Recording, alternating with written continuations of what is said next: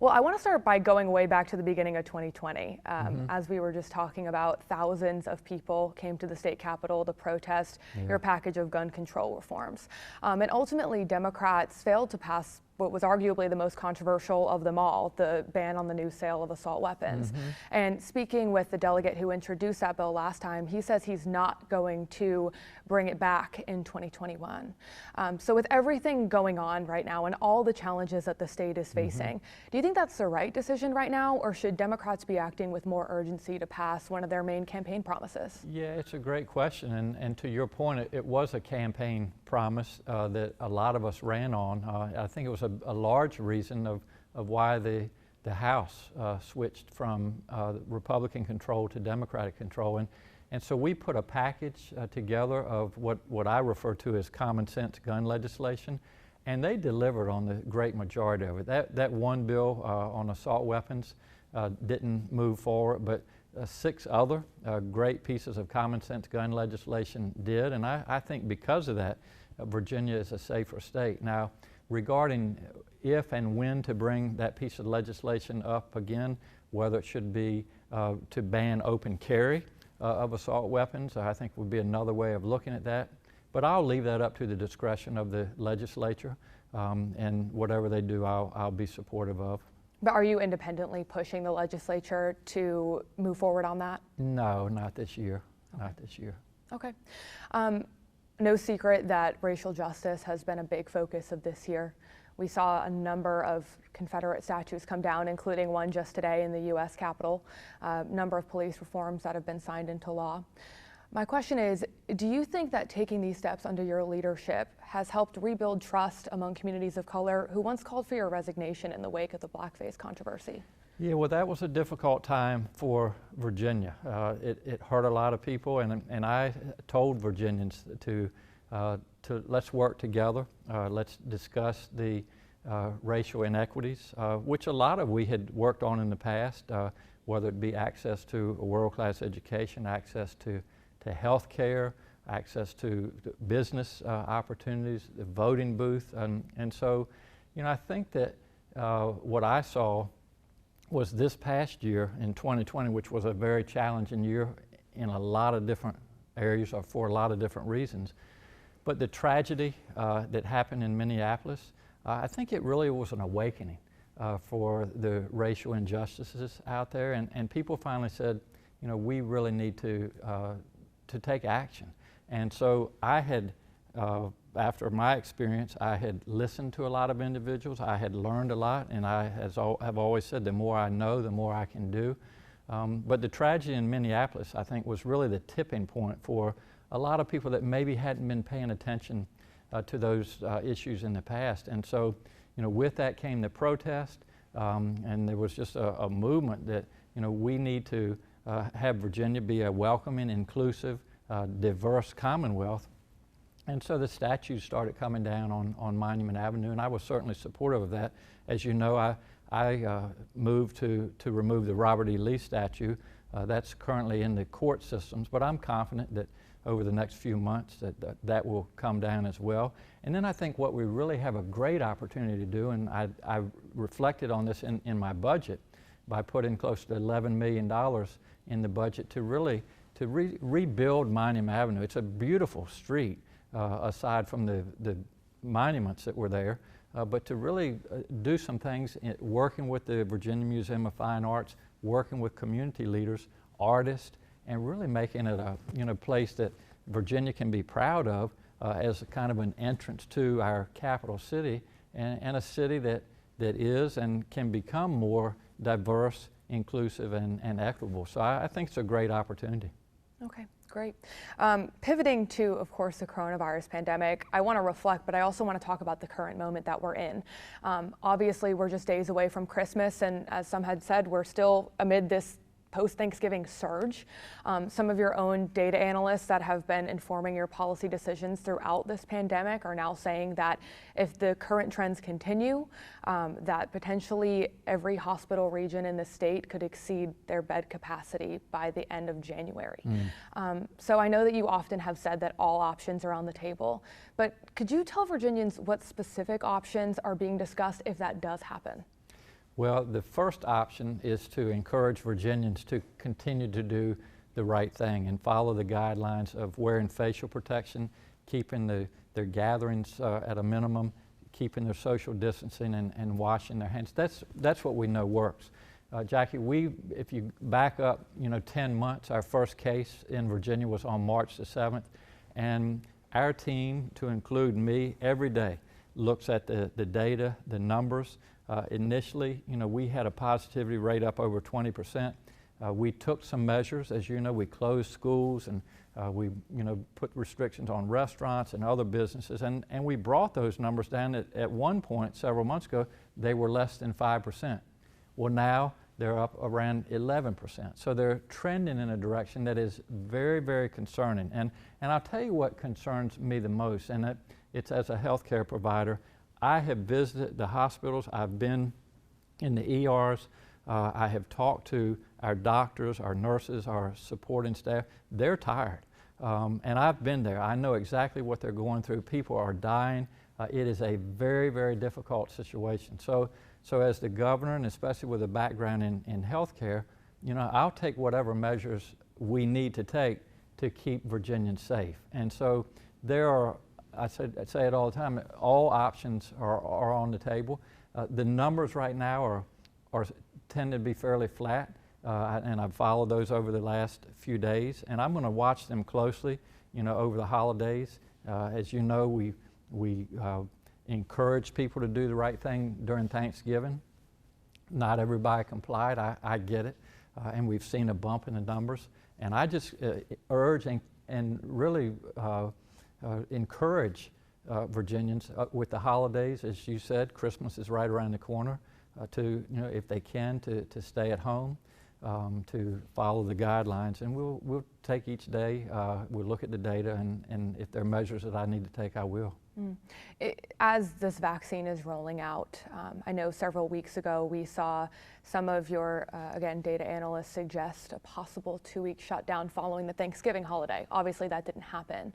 And the definition of a shutdown is kind of foggy, but do you think that it's well within the likelihood that we could see indoor dining be reduced, gyms be reduced, schools close again?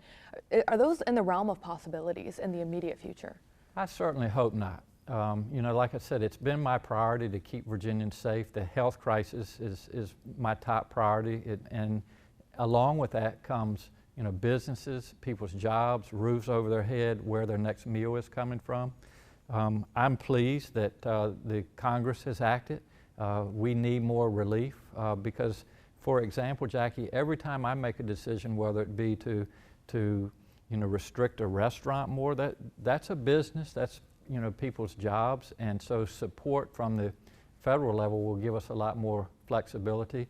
Obviously, the CARES Act that we use for Rebuild Virginia has been helpful for small businesses. So I try to balance things, but again, my top priority is to keep Virginians safe and healthy, and I'm really confident that if Virginians do the right thing, and now that we have the vaccination, I mean, that started last Monday, a week ago today. We're getting 146,000 more doses from Moderna.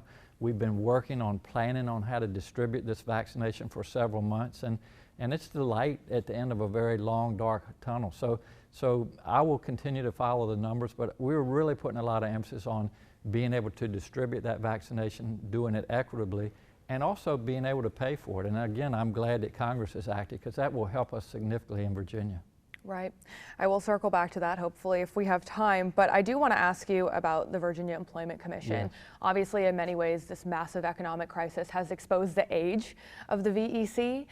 We've heard from countless viewers over the course of this pandemic about it taking months for issues with their claims to be resolved. And still today, many say they have trouble getting anybody on the phone. Do you think that in some respects, the state safety net has failed those Virginians? And what exactly is being done moving forward to improve it? Yeah, well, let me just try to put things in perspective regarding unemployment.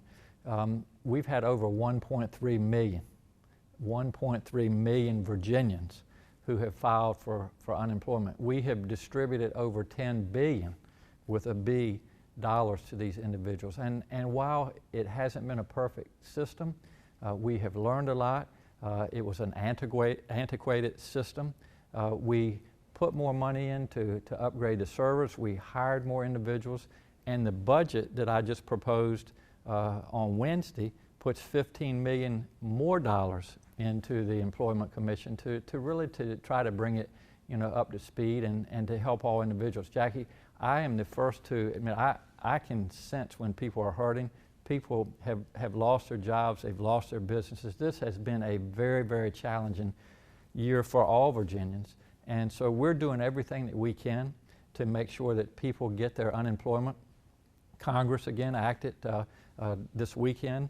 That will help us out. So I would just encourage Virginians to be patient and to be persistent. If they're still having difficulty getting their unemployment, to stick with us, and we'll try to help them all. But we were seeing more individuals file for unemployment in a week than we had for 3 years, and so it was a shock to the system. We realized that, and we've tried to make improvements to help all these individuals out. But one other thing I will say, our unemployment rate prior to COVID-19 was at 2.6%. It was the lowest it's been in a long time. It jumped up over 10%, and now it's down less than 5%. So while there are a number of individuals that are still out of work, Virginia is heading in a good direction. And one of the things that we're able to do in our budget that I just proposed is to provide money for the G3 program, which is to help individuals be trained and retrained. It's using our 23 community colleges, and it will allow them to go back to school and not incur any debt, and it will also help with some of the wraparound expenses like housing, childcare, transportation. So all of these things are important in trying to get people back to work and driving our unemployment rate back down where it was prior to COVID-19. Yeah. Are there any specific funds towards, for example, updating the online system so that people can track the status of their claim, the status of the issue, which my understanding that had been sort of in the works before and then had to get put on hold. So where does that stand? Yeah, no, that's what I've done. I've put $15 million in to upgrade the entire system so that people could follow and see where they were. But it's been a difficult process for a lot of different people. Do you have a sense of when those reforms could be finished? Well, as you know, the legislature is coming back to town in January, so hopefully people will encourage them to follow my guidelines with the budget and get us some help in VEC and be able to deal with some of these challenges. Okay. Now, in regards to just generally reflecting on this pandemic, obviously governors were often left to deal with this on their own, and they're on their own initiative. And we know this was an unprecedented crisis, and the solution was almost never clear. So if you knew what you know sitting here today, is there anything that you would have done differently? We know that hindsight is 20/20. Well, Jackie, I have a prior history of being in the Army. I served for 8 years. I served during Desert Storm.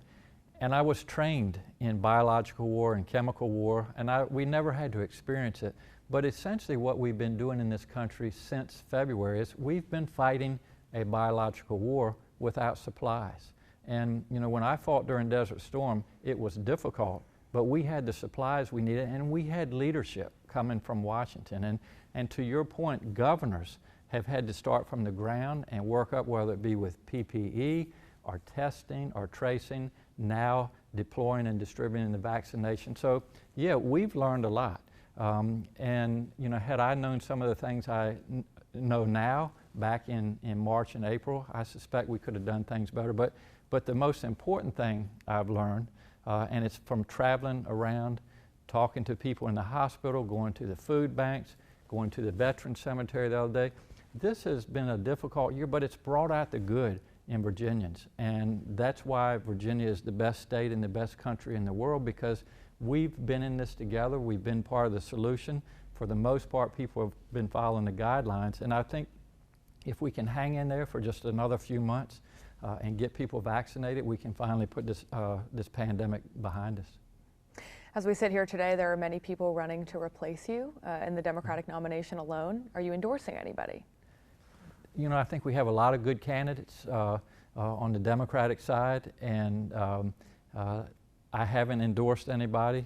I will see how these campaigns unfold, and obviously the primary will be in June. but I haven't thus far decided to endorse anybody. Mm. Do you share, do you believe that the Commonwealth needs new leadership, or do you think that it could use a steady hand that's been there before? You know, Virginians are smart, and there's an election to deal with that, so I have confidence and trust in Virginians, and they'll choose the right person. Okay. I want to ask you about congressional relief as well. It was mentioned in the budget presentation that you gave recently that obviously you put $90 million towards vaccine deployment, and later on in the presentation, some folks mentioned that potentially that money could go elsewhere if Congress did come through and passing this relief for states for vaccine deployment, and it looks like that will happen. So will there be a shifting? Do you think there's somewhere else that money could go now? How has that overall changed your budget plan? Yeah, no, that's a great question, and you know, I put $22 million out of CARES funding prior to this introduction of the budget. This budget, I've added $90 million for that, just for the distribution of vaccinations. We'll see exactly, you know, what Congress sends to Virginia for assistance with the distribution of vaccinations. And once I see that, if it can cover that $90 million, then yeah, there are a lot of things, whether it be education or ways to help small businesses, housing relief for those that are facing evictions, utilities. So there's always ways to use those resources. But you know, one of the things, Jackie, that I did, and I think it just it shows how strong Virginia's economy is. I mean, to be able to put $686 million into our reserve fund during this pandemic, while other states are actually borrowing money to balance their budget. Virginia's in a good place, and we went into COVID-19 economically strong, and I believe we'll come out of it strong. But there are always ways to, you know, to spend the money if we have those resources. On your budget, it invests over $700,000 in the Virginia Parole Board, improving victim services and other things. Obviously, issues with the parole board have in many ways marked 2020, and many still have concerns about transparency surrounding the board. We know that Republicans will be reintroducing a bill to make those votes and potentially other materials related to those votes public. Is that something you're going to support as well? Well, I'll take a look at any piece of legislation that gets to my desk, but first of all, I do believe in second chances. I think parole is an important part of criminal justice reform, and we certainly want to support that with the resources that we need. There are a lot of cases that we're reviewing and we'll continue to review, but I support our parole board. I think the leadership there now is doing an excellent job, and we'll look at each case individually, and for those that are eligible for parole and it will not be a danger to society, if the parole board, if their recommendation is that these individuals deserve parole, then I'll support that. But you won't definitively say if you'll sign that legislation at this point? No, I'd have to take a look at it before I could say whether I'd sign it or not. I want to ask one more question too about criminal justice reform and police reform. Just last week, you held a ceremonial signing for the Marcus Alert bill. We saw the sister of Marcus David Peters, you know, calling it watered down, in some ways disappointed by the outcome that passed, and also criticizing Democrats, though you didn't have a chance to act on it, for not ending qualified immunity. And we know that that will be back in this session. So with all that in mind, what specific pieces of police reform, criminal justice reform do you think need to be at the top of the list to be addressed going forward into 2021? Well, I think if you look at the pieces of legislation that were introduced and passed, I think the legislature did remarkable work. And you know, we came back in September to deal with the budget and also to deal with police reform, and whether it be, you know, co-responding when there's a mental health issue, or the decertification process where, you know, if a law enforcement officer has issues in one department, he shouldn't just go and be hired in another department. The training, Breonna's law, I mean, there are a number of really powerful pieces of legislation that were passed, and this is an evolving process. So we'll see if other pieces of legislation are introduced and if they're vetted and if they get to my desk. But regarding the piece of legislation that you were referring to, I've had several discussions with the sister of Marcus, and I understand where she's coming from. She's advocating for a loved one that she lost. And I've also told her that, you know, things happen in stepwise fashion here in the legislature, and sometimes you start with an idea and you don't get it across the finish line, but that doesn't mean you can't continue to work on it. So that's what we plan to do with that piece of legislation, and make a law that perhaps is not perfect, make it better with you know, making adjustments to the legislation. And I think she understands that, and we'll move forward. Do you have a stance on ending qualified immunity? Not to this point, no. And that's, you know, questions like that, as you've heard before, the devil is in the details. And so, you know, we want to be fair and equitable in Virginia. And so I'll look at any piece of legislation that gets on my desk and then decide where we should go with it. Okay, great. Well, I think that we are out at, I have one more? Wonderful. Okay, right? Bonus question. Well, actually, yeah, if I have one more, I would love to ask you about election stuff, because I know in Virginia, the state took a number of steps that Democrats endorsed to make voting safer and easier during the pandemic, and many of them were temporary. You know, they would just be during the pandemic, drop boxes, removing the witness signature requirement, et cetera. But simultaneously, those steps caused a lot of people to lose faith in the election security. And obviously there are still a number of people who fear that there was widespread fraud, regardless of the evidence that's been presented to back that up. So do you think that some of those reforms that were temporary should be made permanent? And overall, what do you think about you know, how the system could be improved moving forward? Well, first of all, Jackie, this was one of the safest and most secure elections that we've ever had. And we had a lot of elections here in Virginia. So it is unfortunate. And I think just disrespectful for our current president to be putting out information that you just, I think, said it has no place in court. Every time he does something in court, they basically laugh him out of the courtroom. And so to provide that information after an election that was run fairly and that was secure, I think does a tremendous disservice. And you know, I served in the military, and one of the things I was glad to serve for was to promote democracy. And one of those parts of democracy is the voting process.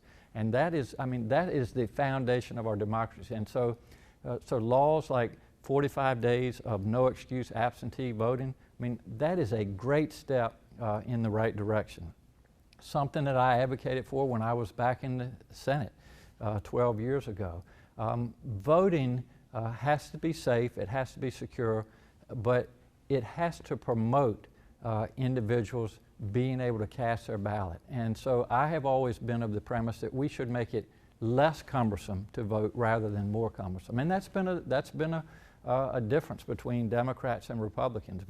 But this was a safe, it was a fair election, as have all of the elections in Virginia. And you know, win or lose, people need to accept that and move on. Should Virginia keep drop boxes around, though, for example? We need to do anything we can to make it less cumbersome. And if you think about it, we had a record number of individuals vote in Virginia and this country on November the 3rd.